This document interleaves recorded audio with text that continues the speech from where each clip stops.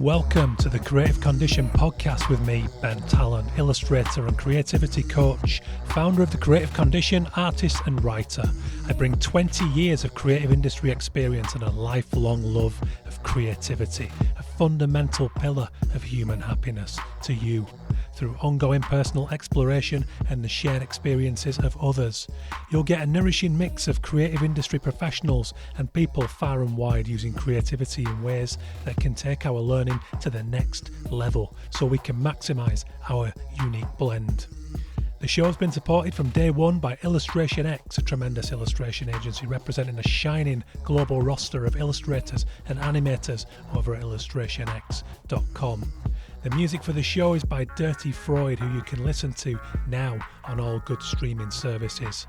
And for everything else, for my coaching, resources and inspiration, head to thecreativecondition.com. Today I'm back with the 24th instalment of the Creative Condition's Creativity Diary, where I ramble those thoughts, I introspect, I explore ideas and share them with you guys to support your understanding and maximisation of creativity, because that's what this is all about. Welcome to the Creative Condition. How are you doing, guys? I hope you're well as I continue this podcasting journey 10 years in. It's kind of crazy when I think about it because it's been a blur. All those people interviewed, all those ideas explored, all those sideways episodes, those heavyweights from the creative industry, the rambles, the solo rambles, the monologues, the mistakes, the cafe background intrusions. It's all been going on. It's never been perfect. But anyone who listens to this show, I hope will get enough from it to override that imperfection, because there's something to be said about that with creativity too, I think. Anyway, how are you guys? Let me know. Always great to hear from you. Welcome if you're new to the show. I would love to hear from you. Find out how did you find it. I'd love to know how you found this show. It takes some people a long time. I've been doing this, but I've never been masterful at marketing it. I've never been great at hitting on the SEO and getting it out to a broader audience. It's something I'm working at the moment, actually. Working with an agency who are helping me on the SEO and, just reaching a broader audience, because I believe it's deserving, the sheer amount of people that have helped me to understand creativity and therefore helped you to understand it. I believe it's impressive, so it is deserving of a lot of ears. It's not always the case. Anyway, enough of that. Big thank you to the founding sponsor of the show, being here since day one. Back in 2015, Illustration X, they represent a global range of incredible illustrators, animators, live artists, fashion artists, muralists, hand lettering specialists, you name it. They're going on. Digital, organic, and everything in between. illustrationx.com. Please do consider supporting the Ukrainian Institute, who I plug incessantly on this show because I think they're a great, great organisation doing incredible work for an unspeakably brave Ukrainian creative community in this horrific time of war. Have a look at ui.org.ua. You can see the work, you can share it. That in itself is an act of kindness, helping the global reach of the Ukrainian creative community. If you can go some further, then why not commission somebody or work with them in another way? That would be even better. So there you have it, ui.org.ua. Doing a talk coming up soon for the Association of Illustrators on December the 6th. Very excited to do that. It's going to be good. I will post the info on that in due course on the social. It's called Authenticity in a Shifting Creative World. So the event is live. If you have a look on the AOI members area in the site, it's going to be great. It's a remote talk. I'm doing it over Zoom. And I'm going to be talking about storytelling, about personality, about the things that have enabled me to sustain an 18-year illustration/other things career in the creative industry as a freelancer, and the things I'm trying to use to build into something else. Sorry, I just realised I got the date wrong there. Thursday, the 4th of December. It's on Eventbrite. I'll share the link on the socials. But I'm very excited to be giving that talk. It's about where I'm looking to go now, how you kind of have to move and adapt and evolve in this relentless creative industry with all these changes and global shifts. And it's, if you heard the last episode with Mekon Van Gastel, co-founder of Sibling Rivalry Agency, you'll know exactly what that looks like from an agency standpoint. But I'm talking about this from a creative, freelance, independent creative perspective. Looking forward to giving it. So check it out, Authenticity in a Shifting Creative World. Thursday, 4th of December. It's at 12:30 GMT. So there you have it. Right, let's get to it. These diary entries, the creative condition, creativity diary. Love writing this thing. I keep a little notepad, I jot down my passing ideas and I elaborate on them when I get a quiet moment, and here it is, right. 10th of November, or is it 11th of October? I don't even know, let's have a look at my own website. November, there you go, 10th of November 2025. The dates throw me. Time tension. There was a scene at the very end of Final Fantasy VII, a game that made a deep emotional mark on my soul back in 1998. After the parasitic powers of that Japanese role-playing game world had fallen, thanks to our party of rebel heroes, it set the fictional world on a new and better course. Then, before we transitioned to the end credits, this scene played out in its Moorish cutscene cinematic style. Red 13, a fire dog type character, is now old and follows his two cubs up some rocky terrain. As they reach the summit, the camera reveals their view, which is expansive, with rich forests and lakes as far as the eye can see. Final Fantasy VII was a futuristic, almost dystopian departure from the game series' more fantasy-based, slightly steampunk art style, and we spent most of the game's story in industrial settings. It was cool, new, and helped to accentuate the glee this end scene brought about. And strangely, recently, thanks to the way this formative experience tends to stay with us, that scene came to mind while trying to battle a bout of eco-anxiety. I tried to project my mind beyond my lifetime, to give me direction in my life here and now. What is it that I want to do with the remaining years of my life? This kind of thought process has been occurring more and more since turning 40 and entering twin parenthood at 36. It's no longer enough to strive for momentary wins in my career. Often, I watch my kids as they do kid things, playing with an innocence that moves me, but also unnerves me on a bad day. My imagination will run with climate crisis stories and weave apocalyptic doom tapestries that paralyse me in my seat. It's been a problem for a few years. Something I've documented here as part of an ongoing effort to gain greater agency over my thoughts. Because whatever happens, we are mortal. Even without the news bombardment and damaging hyper-awareness, I'd find some threat to inflate. My nervous system is a defence mechanism designed to do that for my protection. Intergenerational equity is a term I came across a few years ago. The idea that a society makes decisions with equal care for those who will live on after us, as we do for ourselves, here and now. And that's what I felt when I thought about this game scene. This idea that no matter what becomes of humanity, nature will find a way. After all, we belong to nature, and must play a better collective part than we have managed these last couple of 100 years. As I allowed my mind to wander back to this scene, denying the urge to immediately take out my phone to see it, I felt a warm, hopeful something stir inside, and it helped to calm me down. This is at the core of things like the idea of gratitude and meditation, tools to direct our minds somewhere better than the rabble of subconscious chatter beneath the surface on a daily basis. A friend of mine called a few days ago and asked if I'd noticed how troubled people appeared to be out in the towns and cities. I had.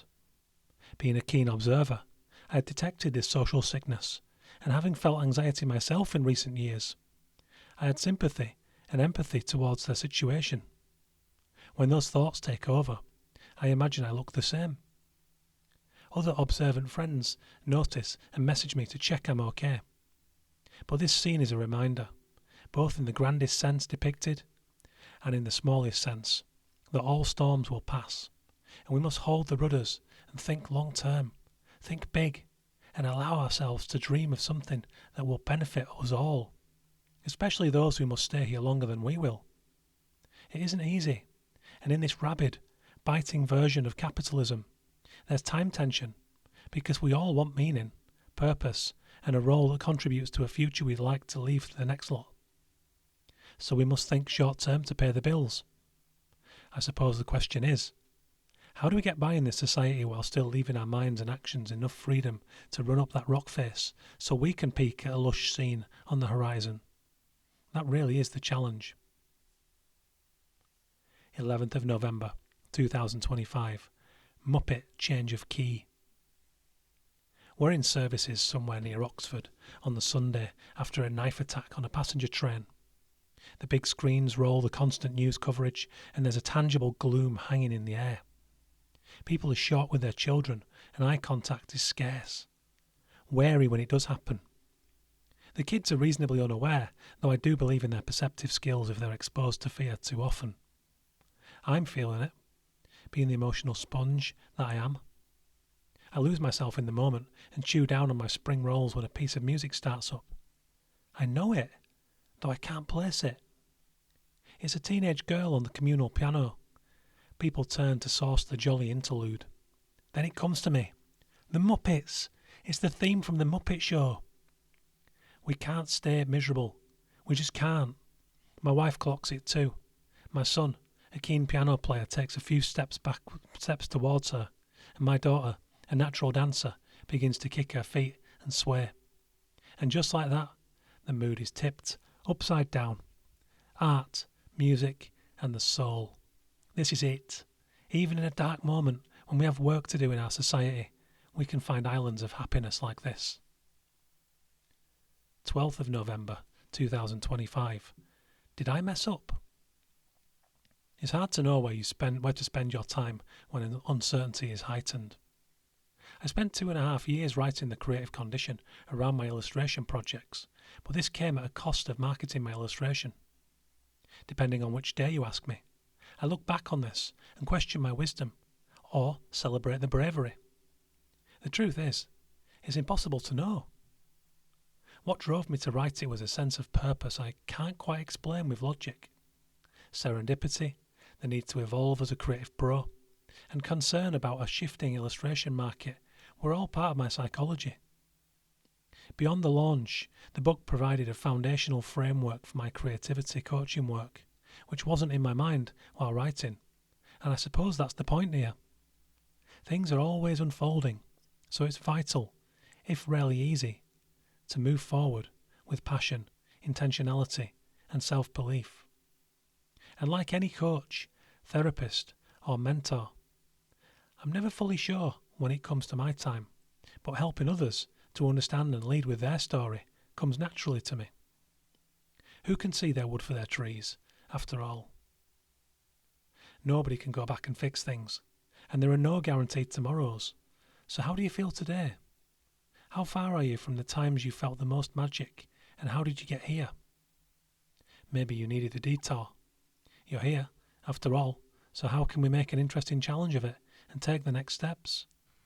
On any given days, my head buzzes with these kinds of thoughts. It's better that I put the outcomes to good use by helping someone. 16th of November 2025. AI me. I see this coach on LinkedIn. I can't remember what they coach, but they keep going on about the need to have an AI version of yourself in this new world. The posts are riddled with that fear language, the do it or die by the side of the road type stuff. The other day it really got to me. Bad day, vulnerable head, and I just quit the tab, put down my phone. On reflection, it was a slight overreaction, but my fury was real. I had a coaching call with one of my own clients. He came to me because he felt seen when we did a pit stop together.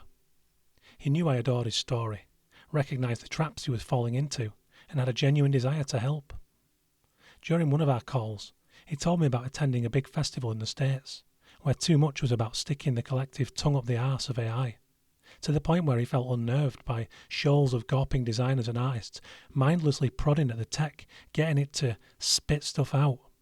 He called them out on it, asking what the point of this would be if we fucked up the planet by spunking all of its resources on this sort of vanity-addled tech wanking. People just scoffed and shrugged and probably shoved it out of their minds. But I'm with him.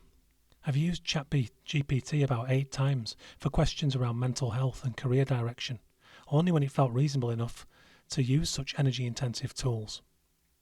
After calming down later that day, I reflected on the potential demise of my career. If it's death by 1,000 heads in the sand, then so be it. I never had a say about whether they should have opened Pandora's box when they decided that AI was going to be everywhere, harder to escape than access, and unpoliced.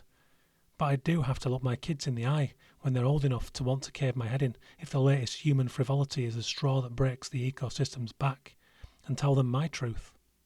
And if things are that bad, and they do cave my head in when it all comes crashing down, at least that'll be that, and they don't have to deal with a virtual ghost haunting the wastelands. There you have it, guys. I'm sorry, slightly bleak ending there on the diary, but this is a diary, this is an event, this is a journal of sorts. It is around creativity and reflecting on the current state of play and what's going on. I'd love to hear your thoughts. Get in touch, ben@bentalon.com for any kind of correspondence. Always delighted to hear from the audience, always a pleasure. Thank you for listening. Thank you to the founding sponsor of the show, illustrationx.com, for all the global range of illustration and animation portfolios now. ui.org.ua for the Ukrainian Institute if you'd like to support an embattled bunch of very inspiring and brave Ukrainian creatives. You can do that now. Please consider it and have a glance. If you want to work direct on something more customizable, get in touch. These podcasts will always be out there free, along with my diary and articles and reading list and all the other things that I try to do on social media to contribute to this cause of helping people elevate their creativity. I love it. It's a passion. It's become the driving force in my life. Something of a saviour mentally. But I do have the bespoke offering of working with you one-to-one as a coach. I have a pit stop session, a one-to-one intensive deep dive into your situation, your origin story, your current position, frustrations, blocks, opportunities, dreams. We'll get into all of it. We'll look at the nuts and bolts. Everything from body and brain to humour to hormones, right through to working environment to skill set, you name it. It is a deep one. It is intense. And then at the end, I provide you with a lovely document of recommended notes of action, tangible, actionable advice, along with the Anatomy of Creativity framework for you to refer back to. So lots of great tools. Get in touch. I have a specific Illustrator offer, still a pilot session available. Get in touch and say hello. I would love to work with you guys. If you're a founder, I work with founders, I work with agencies. I'm preparing the group offer as we speak. It's almost done. Love it. thecreativecondition.com/coach for all of that. Thanks again for listening, guys. Welcome if you're new. I hope you enjoyed the show. New guest episode coming up next week. As it stands, I think it's going to be Charlotte Bradman, the author of The Happy Nomad, living full-time in her camper van, doing an amazing job of it. Inspirational story. Cheers, guys. Have a great week. Stay safe, stay well, be kind. See you later.